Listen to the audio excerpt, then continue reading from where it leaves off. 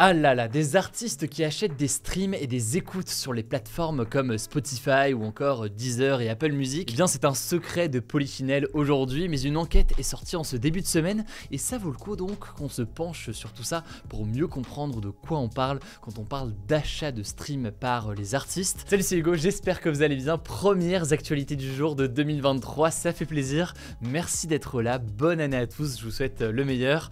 On est parti ensemble pour une nouvelle plongée dans l'actualité en une dizaine de minutes. Alors je ne vous apprends rien si je vous dis que des plateformes comme Spotify, Deezer ou encore Apple Music ont pris une place colossale dans l'industrie de la musique et forcément aussi dans notre quotidien. En tout cas, je sais que c'est le cas de mon côté. En fait, pour la première fois en France en 2022, le streaming payant de musique a généré à lui seul plus de la moitié du chiffre d'affaires annuel de l'industrie musicale française. C'est ce qu'indique le syndicat national de l'édition phonographique. Et qui dit streaming dit aussi potentielle triche par des artistes. En effet, aujourd'hui, selon une enquête de France 2, entre 7 et 10% des streams, donc quand on parle de stream, on parle d'écoute de musique sur les plateformes, seraient frauduleux. Alors Deezer est la seule plateforme aujourd'hui qui communique sur ces faux streams et elle a déclaré qu'il y avait eu environ 7% de faux streams par jour en 2022.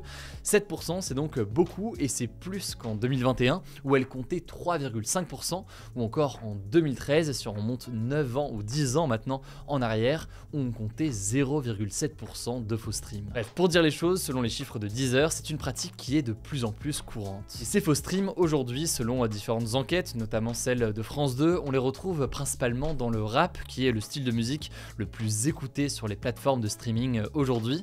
Et pour être très clair, ces faux streams donc seraient achetés par certains artistes ou alors par leur entourage. Pour vous donner un exemple donc, un artiste sort un nouveau single, il va payer pour acheter des streams et donc gonfler artificiellement le compteur d'écoute de son single. Mais alors pourquoi faire? Eh bien selon le journaliste Sofian Fanen, qui est auteur du livre Boulevard du stream et qui a été interrogé par France 2, eh bien certains artistes finissent par rentrer dans une sorte de cercle vicieux où il y a en fait toujours plus de records à battre. Pour avoir réussi, il faudrait faire disque d'or dans le même mois, voire dans la même semaine. Mais il y a aussi la concurrence par rapport à ses propres projets anciens. En gros, j'ai sorti un album en 2015, imaginons que je sorte un album en 2022, j'ai envie de faire davantage de streams, davantage d'écoute que mon précédent album. Puis au-delà de cette forme de compétition, il faut aussi comprendre que le volume de stream a une énorme influence sur la popularité d'une musique, c'est-à-dire que le fait d'acheter artificiellement donc des faux streams peut permettre à terme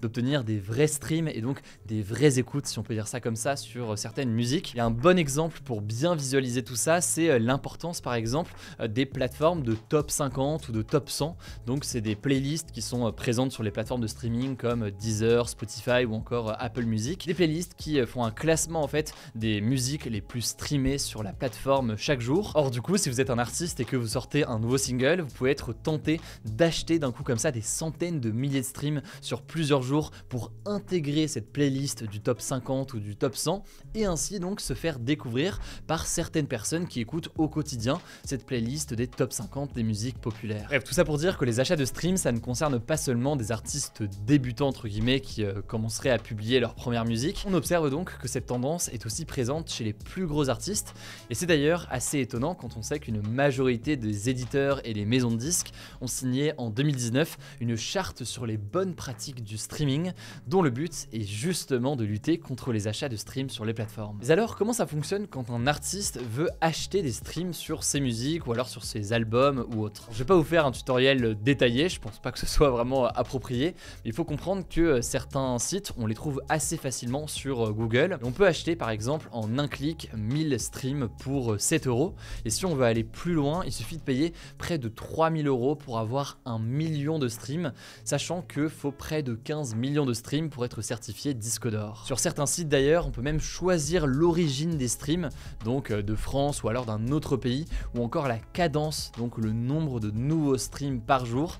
Tout cela peut donc avoir un impact et être utile dans le cas d'artistes qui voudraient donc émerger dans certaines playlists dans un court laps de temps. Et concrètement, comment ça se passe après dans les coulisses? Alors il y a plusieurs façons de faire, mais en général, tout part d'un ordinateur qui va ordonner à plein de comptes piratés sur les plateformes de streaming de jouer en boucle le même morceau. Ça c'est donc une méthode avec des comptes qui ont été massivement piratés. Il y a une autre méthode aussi, c'est ce que l'on appelle les fermes à clics. En fait c'est des entrepôts bureaux, des maisons ou même dans certains cas une seule pièce, mais dans lequel il y a des centaines de smartphones ou alors d'ordinateurs et tous donc tournent en boucle sur un même morceau pour faire gonfler les stats. Alors vous vous en doutez, tout cela est totalement illégal, ça peut même valoir une condamnation en justice. En effet, les artistes sont rémunérés par les plateformes en fonction du nombre de streams qu'ils font, donc forcément un artiste qui triche, eh bien ça fausse complètement ce qu'il représente sur le marché en termes de chiffre d'affaires, etc. Et donc tout cela peut être apparenté à de l'escroquerie. Alors que font les plateformes de streaming face à ces achats de streams? Il y a un peu deux méthodes différentes aujourd'hui qui sont appliquées. La première méthode, elle consiste à supprimer tout simplement des musiques qui sont soupçonnées d'avoir été gonflées artificiellement. Le désavantage de ça, c'est qu'en fait parfois certains achats de streams se font pas forcément par l'artiste mais aussi par des personnes malveillantes qui pourraient donc acheter des streams pour un single de quelqu'un pour ensuite que la plateforme supprime la musique parce qu'elle est soupçonnée d'avoir gonflé donc artificiellement son nombre de streams. C'est ce qui fait donc qu'elle n'est pas utilisée par toutes les plateformes. La deuxième méthode, elle consiste plutôt en fait à retirer justement ces faux streams qui sont détectés quand ils le sont détectés. En tout cas, la SACEM, qui est en fait la société de gestion des droits d'auteur, a déjà déposé 2 plaintes pour complicité d'escroquerie. Et enfin, le Centre national de la musique a lancé une étude approfondie sur le sujet afin de mieux l'évaluer. Alors pour l'instant, on n'a pas de conclusion, mais c'est un rapport qui avait été commandé par le ministère de la Culture, ce qui veut dire que le gouvernement veut s'attaquer a priori à ce problème. En tout cas, je vous mets des liens en description si vous voulez en savoir plus, notamment donc cette nouvelle enquête de France 2 sur le sujet. C'est l'enquête la plus récente dont on parle aujourd'hui, donc je vous invite à la voir directement en description et je vous laisse tout de suite avec Paul pour les actualités en bref. Merci Hugo, salut à tous, on commence avec une première info.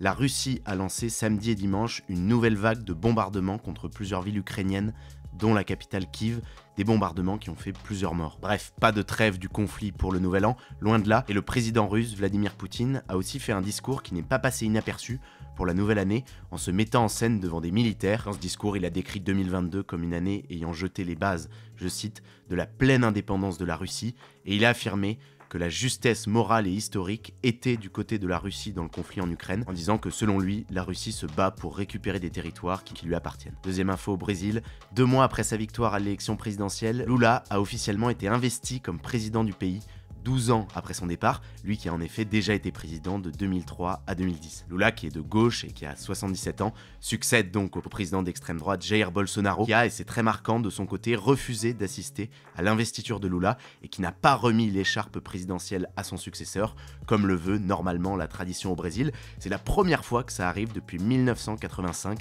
et la fin du régime militaire au Brésil. Bolsonaro a en effet quitté le Brésil vendredi, 2 jours avant la fin de son mandat, pour passer 1 mois en Floride aux États-Unis. Lula a du coup choisi de se faire remettre l'écharpe par des citoyens. Troisième info, la Croatie est devenue officiellement ce 1er janvier 2023 le 20e pays à avoir l'euro comme monnaie et à intégrer donc la zone euro. Alors la Croatie, que vous connaissez peut-être par le biais du foot, compte 4 millions d'habitants et avait rejoint l'Union Européenne en 2013. Et elle avait jusqu'ici gardé sa monnaie nationale qui s'appelle le kuna, parce que c'est pas automatique d'avoir l'euro quand on intègre l'Union Européenne, il faut remplir un certain nombre de critères. Et il faut noter aussi que la Croatie a rejoint ce 1er janvier l'espace Schengen, une zone de 27 pays où les citoyens peuvent voyager librement sans contrôle aux frontières intérieures et qui correspond pas exactement aux frontières de l'Union Européenne. Quatrième actu, le passage à la nouvelle année n'a pas fait retomber les tensions grandissantes entre la Corée du Nord et la Corée du Sud, puisque ce dimanche, la Corée du Nord a réalisé un nouveau tir de missiles dans la mer du Japon, après en avoir tiré 3 déjà samedi, et surtout après en avoir tiré un nombre record en 2022, parce que pour vous donner un chiffre, sur tous les lancements de missiles effectués par la Corée du Nord depuis 1984, eh bien plus d'un quart ont eu lieu en 2022. Et autre preuve de ces tensions, lors de ses vœux pour la nouvelle année, le leader nord-coréen Kim Jong-un a déclaré vouloir une augmentation exponentielle de son arsenal nucléaire pour faire face à la Corée du Sud, qu'il a appelé un ennemi incontestable, mais aussi aux États-Unis. Vous l'avez compris, on risque donc d'entendre beaucoup parler de la Corée du Nord en 2023.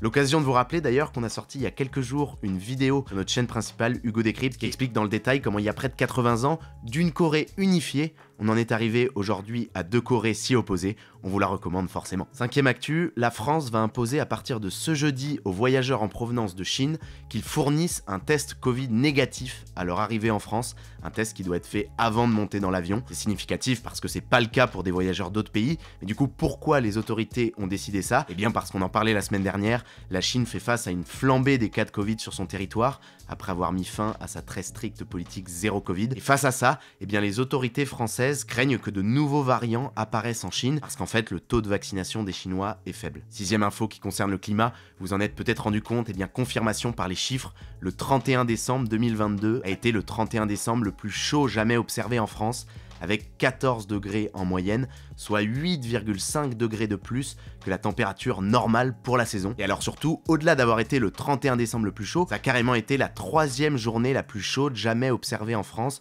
dans l'hiver météorologique, en fait lors des mois de décembre, janvier ou février. Ça vient donc conclure comme un symbole une année 2022 qui a été l'année la plus chaude jamais observée en France. Et il faut noter aussi que cette vague de douceur de fin décembre a aussi concerné toute l'Europe. La Pologne a par exemple battu son record de température historique pour un mois de janvier, avec 18,7 degrés enregistrés dans la capitale Varsovie dans la nuit du Nouvel An. On termine avec une dernière actu.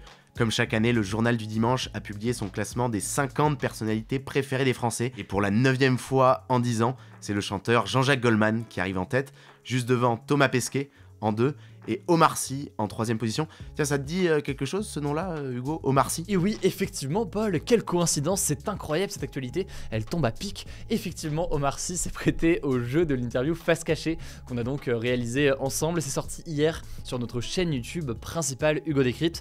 Je vous mets le lien directement en description. Je vais pas vous mentir, et je pense que vous l'avez vu de toute façon au vu de vos commentaires, c'était un immense plaisir de pouvoir bien faire cette interview avec Omar Sy. Et vos retours font vraiment chaud au cœur. En tout cas, en 4e position de ce classement des personnalités préférées des Français, on retrouve Kylian Mbappé. On va peut-être essayer de le contacter, on sait jamais. Alors juste avant les fêtes de fin d'année, il n'y avait pas de débat, mais le débat aujourd'hui c'est le suivant. La France a-t-elle raison d'imposer des tests Covid aux voyageurs venant de Chine?